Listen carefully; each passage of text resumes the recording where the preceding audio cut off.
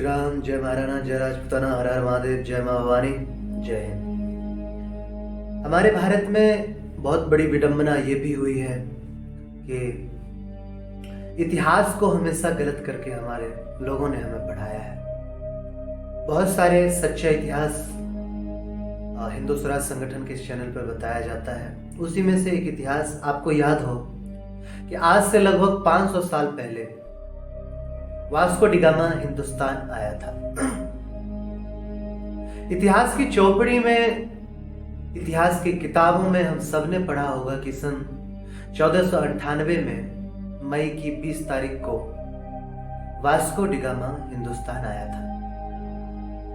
इतिहास की चौपड़ी में हमको यह बताया गया कि वास्को डी गामा ने हिंदुस्तान की खोज की। पर ऐसा लगता है जैसे वास्को डी गामा ने जब हिंदुस्तान की खोज की तो शायद उसके पहले हिंदुस्तान कभी था ही नहीं। अरे क्या बात कर रहे हो, हजारों साल का है ये देश जो वास्को डी गामा के बाप दादाओं से भी पहले मौजूद है इस दुनिया में। तो इतिहास की चौपड़ी में ऐसा क्यों कहा जाता है कि वास्को डी गामा ने हिंदुस्तान की खोज की, भारत की खोज की? और मैं मानता हूं कि वो एकदम गलत है। वास्को डी गामा ने भारत की कोई खोज नहीं की, हिंदुस्तान की कोई भी खोज नहीं की। हिंदुस्तान पहले से ही था, भारत पहले से ही था। वास्को डी गामा यहां आया था भारतवर्ष को लूटने के लिए। एक बात और जो इतिहास में मेरे अनुसार बहुत गलत बताई जाती है कि वास्को डी गामा एक बहादुर नाविक था, बहादुर सेनापति था, बहादुर सैनिक था और हिंदुस्तान की खोज के अभियान पर निकला था। ऐसा कुछ भी नहीं था। सच्चाई यह है कि पुर्तगाल का वो उस जमाने का डॉन था, माफिया था। जैसे आज के जमाने में हिंदुस्तान में बहुत सारे माफिया किंग रहे हैं, उनका नाम लेने की जरूरत नहीं है क्योंकि ठीक भी नहीं है।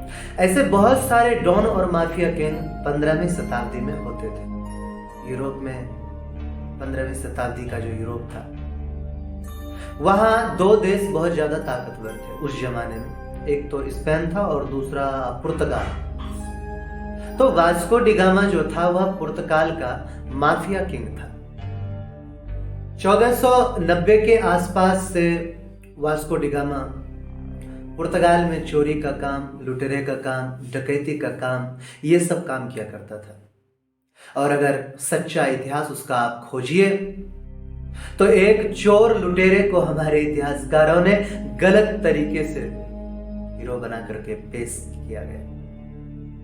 और ऐसा जो डॉन और माफिया था उस जमाने का पुर्तगाल का, ऐसा ही एक दूसरा लुटेरा और डॉन था, माफिया था, उसका नाम था कोलंबस। वो स्पेन का था। तो क्या हुआ कि कोलंबस गया था अमेरिका को लूटने के लिए और वास्को डी गामा आया था भारतवर्ष को लूटने के लिए। लेकिन इन दोनों के दिमाग में ऐसी बात आई कहां से? कोलंबस के दिमाग में ये किसने डाला कि चलो अमेरिका लूटा जाए, और वास्को डी गामा को उसके दिमाग में यह किसने डाला कि चलो भारतवर्ष लूटा जाए? तो इन दोनों को ये कहने वाले लोग तो कौन थे? हुआ क्या था कि 14वीं और 15वीं शताब्दी के बीच का जो समय था, यूरोप में दो ही देश थे जो ताकतवर माने जाते थे, एक स्पेन और दूसरा पुर्तगाल। तो इन दोनों देशों के बीच में अक्सर लड़ाई झगड़े होते थे। लड़ाई झगड़े किस बात के होते थे कि स्पेन को जो लुटेरे थे वो कुछ जहाजों को लूटते थे तो उसकी संपत्ति उनके पास आती थी। ऐसे ही पुर्तगाल के कुछ लुटेरे हुआ करते थे, वे जो जहाज लूटते थे उनके पास संपत्ति आती थी। उस संपत्ति का झगड़ा होता था कि कौन कौन संपत्ति ज्यादा रखेगा। आपको इस विषय में देखना हो तो आप pirates of the Caribbean movie देख सकते हैं। स्पेन के पास ज्यादा संपत्ति जाएगी या फिर पुर्तगाल के पास ज्यादा संपत्ति जाएगी, तो उस संपत्ति का बंटवारा करने के लिए कई बार जो झगड़े होते थे वो वहां की धर्म सत्ता के पास ले जाए जाते थे। और उस जमाने की वहां की जो धर्म सत्ता थी वो क्रिश्चियनिटी की सत्ता थी। और क्रिश्चियनिटी की सत्ता में 1492 के आसपास पोप होता था जो क्या था वो, स्किथ कहलाता था, स्किथ, वो 6वां पोप था। तो एक बार ऐसे ही झगड़ा हुआ पुर्तगाल और स्पेन के सत्ताओं के बीच में, और झगड़ा किस बात को लेकर के था? झगड़ा इस बात को लेकर के था कि लूट का जो माल मिले वो किसके हिस्से में ज्यादा जाए। तो उस जमाने के पोप ने एक आदेश जारी किया, एक नोटिफिकेशन जारी किया कि सन 1492 में, और वो नोटिफिकेशन क्या था? वो नोटिफिकेशन ये था कि सन 1492 के बाद सारी दुनिया की संपत्ति को 2 हिस्सों में बांटा गया, और 2 हिस्सों में ऐसा बांटा कि दुनिया का एक हिस्सा पूर्वी हिस्सा और दुनिया का दूसरा हिस्सा पश्चिमी हिस्सा। तो पूर्वी हिस्से की संपत्ति को लूटने का काम पुर्तगाल करेगा और पश्चिमी हिस्से की संपत्ति को लूटने का काम स्पेन करेगा। ये आदेश 1492 में पोप ने जारी किया। ये आदेश जारी करते हुए जो मूल सवाल है वो ये है कि क्या किसी पोप को ये अधिकार है कि अलग अलग देशों की नियुक्ति कर दे, दुनिया को 2 हिस्सों में बांटे और दोनों हिस्सों को लूटने के लिए दोनों अलग अलग देशों की नियुक्ति कर दे?